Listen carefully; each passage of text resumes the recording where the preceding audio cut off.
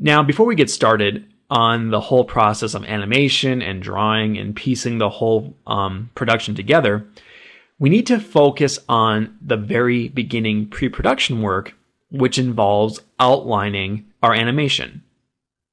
Now, this can go through a number of different processes. You could, for instance, simply create an outline in Word or some sort of text document. You could take a piece of paper and write it down, all your notes and ideas. Or you could download a program like I have called Celtx. Celtx basically allows you to create a screenplay in screenplay format. It automatically allows you to format all the scene headings, the actions, the characters and dialogue, which I don't have any here, but you can map all that stuff out in Celtx. Best of all, it is completely free. So you can go to Celtx.com and download that and see if it's for you. For the duration of this lesson and throughout the series, I will be referring back to this screenplay, which is written in Celtx. So it might be wise for you to check it out and see what it's all about. So what we have here is a screenplay, a very short screenplay I have written, which we will be following for this series. We'll actually be creating what I have written down here.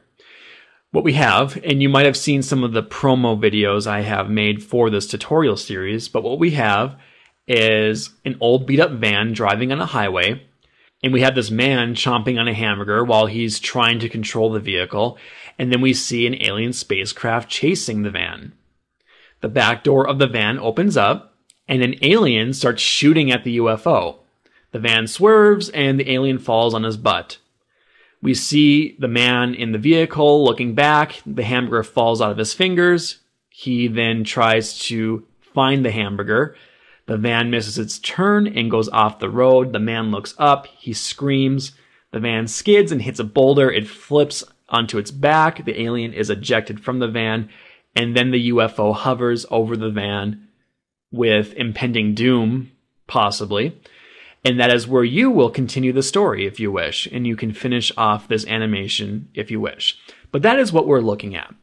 Now, the thing is, there is a certain flow to this, how I have written it out, especially when it comes to the shots. We don't have any dialogue or character interactions of that sort, but we do have a certain flow of how these shots work.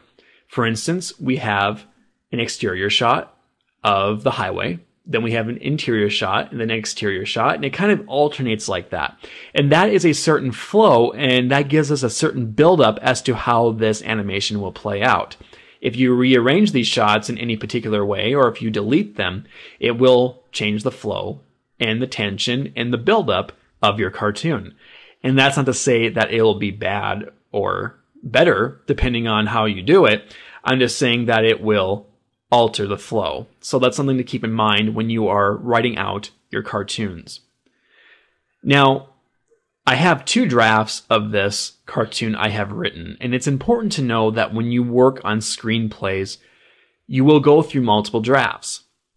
Originally, with this draft, I created a similar scenario, but there was no alien in the back of the van. I had an ex-military reject named Archie wielding the machine gun.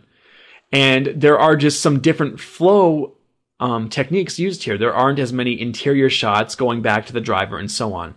And as I was working on this, I decided to change it, change the character, change the shots, and just overall change the way it feels. So you will be going through multiple drafts when you start writing your own screenplays, and you should, because again, ideas change. And you should also remember that even though you are writing down a screenplay, you're writing down an outline for your animation, it will likely change as you go forward and animate the production, because halfway through you might stumble across a scenario where you are animating something and it's not quite working out how you wanted to in the screenplay. Well, you can go back, change the screenplay, alter it, and move forward. With animation, you have more of that luxury, I would say, than you do with live action film. Because with live action, sometimes the actors and the locations and all the scenarios, you can't really change it on the spot like that. So take advantage of that if you are coming across different ideas in your head as you are moving forward with this. And please, by all means, do that here as well if you find you would like to do something a little bit different than I am in this cartoon. And finally, I would just like to touch on, I'm not going to bore you guys with all this screenplay talk. I'm just trying to give you a foundation. But you can also storyboard if you wish. And Celtx does have a storyboard feature in it. If you go to Add, Storyboard, and click OK, you will see that you can add images and you can line them all up, and you can add captions, and you could add direction to these images if you wish. That is something you can do. That's something I won't be covering in this series. And you can use software for this, or you can do it the old-fashioned way and draw it all out on paper, and you can stick it on a wall. Some people like to do this because they can see everything at once, and it allows them to ascertain the flow overall of what the project is going to be, as opposed to a linear view of one image at a time. But again, that is completely up to you and something you can work with if you wish. Anyway, to wrap this up, screenplays or outlines are very important when it comes to creating your cartoon. Even though I have the screenplay already for us good to go, you may want to take it and alter it for your own purposes as you go on with this series. Check out Celtx. I think it will be an asset to you, especially if you are serious about screenwriting. And that is it. Next time, we'll start focusing on the real meat of the project, and that is drawing out your characters. So I'll see you guys then.